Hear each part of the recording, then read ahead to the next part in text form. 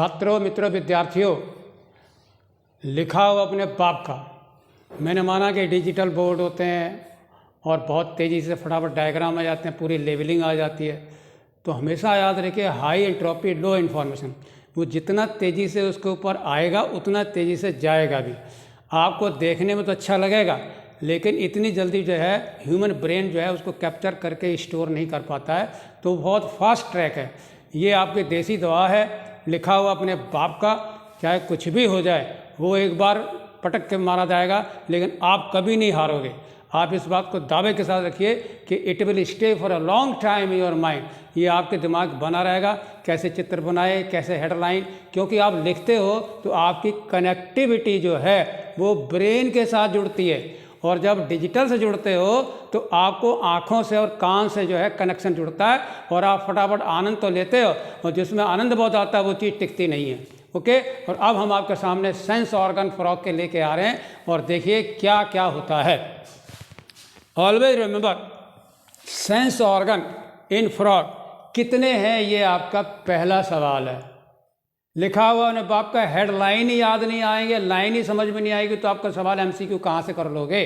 इसलिए बार बार लिखिए, बार बार देखिए, और इनको आप नोट्स बनाइएगा, और आपको बहुत अच्छा लगेगा, और आपको कहीं ढूंढना भी नहीं है। सिंपली एक कॉपी उठाइए और पॉइंट वाइज लिखते चले जाइए, तो आपको 100% आपको सेलेक्ट होने की गारंटी है।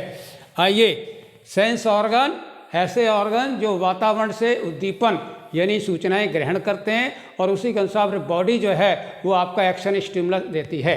आइए, फ्रॉग में 5 तरह के सेंस ऑर्गन हैं। पहला वाला टच, दूसरा टेस्ट, तीसरा स्मेल, चौथा विजन, और 5वां आपका हियरिंग। बहुत ही ध्यान से देखिए। टच जो है वो सेंसरी पेपली है, टेस्ट जो है वो टेस्ट बड के कारण है, जैसे कि आपके जीभ में भी होते हैं। स्मेल जो है वो नेसल एपिथेलियम है, और विजन जो है वो आई आँखों के कारण है, और हेयरिंग जो है वो आपका टिम्पेनम होता है, जो कि इंटरनल ईयर से जुड़ा हुआ होता है। ठीक है, तो ये आपके 5 जो है सेंस ऑर्गन हैं आपके फ्रॉग के। ठीक है, तो इन्हें आपको भूलना नहीं है, टच का, टेस्ट का, स्मेल का और हियरिंग का। आप एक डिजिटल भी बना सकते हो, T फॉर टच, और फिर T फॉर टेस्ट, और S फॉर स्मेल, और फिर V for vision, and H for hearing. ये याद रखिएगा इस तरह से, टच, टेस्ट, स्मेल, विजन और हियरिंग। ठीक है, बम। आइए, आउट ऑफ दी, आप ये जानना चाहेंगे इनमें से जो है आँखें और ये देखिए आईज और ear, they are well developed. आप पूछोगे ऐसा क्यों?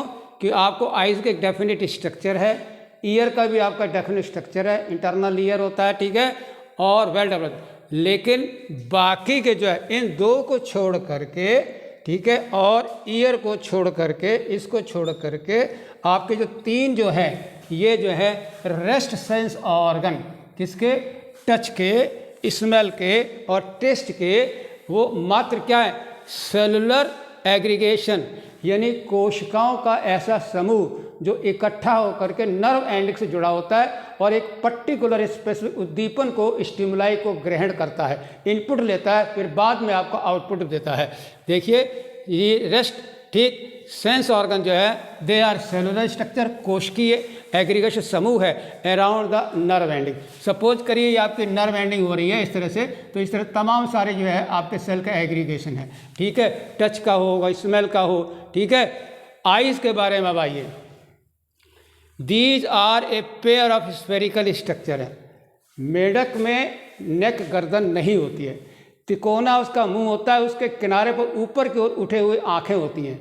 ये इसका एडवांटेज है, due to absence of neck, गर्दन ना होने के बावजूद भी ये चारों ओर देख सकता है, और आँखों के ऊपर आप निकोटिक मेम्ब्रेन भी ढकी होती है, पानी में जब उससे आपको आँखों को ढक लेता है। तो these are a pair of special, ठीक है, स्फेरिकल स्ट्रक्चर है।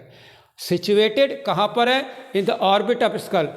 हड्डी होती है आपकी, ब्रेन बॉक्स स्कल जो होता है उसमें छोटा सा गड्ढा होता है, ऑर्बिट होता है, जिसके अंदर जो है आँखें रखी होती हैं, और ये उठी हुई होती हैं, जिससे कि चारों ओर आसानी से देख सकता है। In order to accommodate for neck, गर्दन ना के अभाव के कारण ये आप भी देख सकता है। सिंपल आइज होती हैं, and possess only one unit, केवल एक ही यूनिट की, इन पूरा चित्र एक ही दिखाई देगा, not like that of your cockroach compound, ठीक है। आल्सो सराउंडिंग बाई, और इनके चारों ओर जो है निक्टिटेटिंग मेम्ब्रेन भी होती है जो आँखों को ढक लेती है, ओके। अब आँखों के बारे में आपको पता लग गया, सिंगल यूनिट का काम करती हैं और ऑर्बिटर में सिचुएटेड होती हैं, ठीक है, सिंपल आइज होती हैं। और ईयर के बारे में आइए, पहला ही सवाल देखिए नीट के लिए, एक्सटर्नल ईयर इसमें नहीं होता है, कभी गलती ना करिएगा। एक्सटर्नल ईयर ना आपके एवीज में है, सॉरी, ना तो रेप्टाइल में और ना ही आपके एम्फीबिया में है, ठीक है, इस तरह से जो है, और ना ही आपके एवीज में।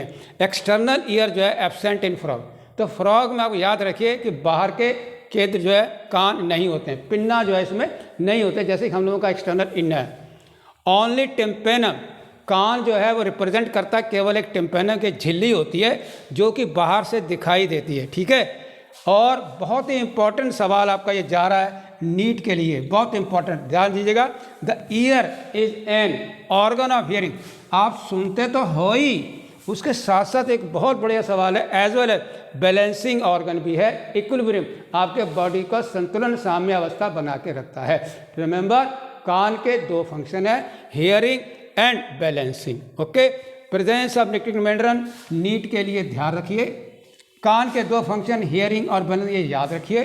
सिंपल आइज एक यूनिट का है और बाकी सारे एग्रीगेशन जो होते हैं वो आपके क्या है, सेल के एग्रीगेशन है, नर्व एंडिंग के।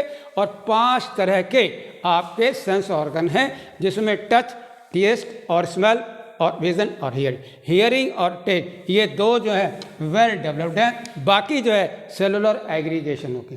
मुझे आशा है कि आपको काफ़ी समझ में आया होगा। बहुत बहुत धन्यवाद। आगे चलते हैं रिप्रोडक्टिव सिस्टम के तरफ, okay, thank you very much.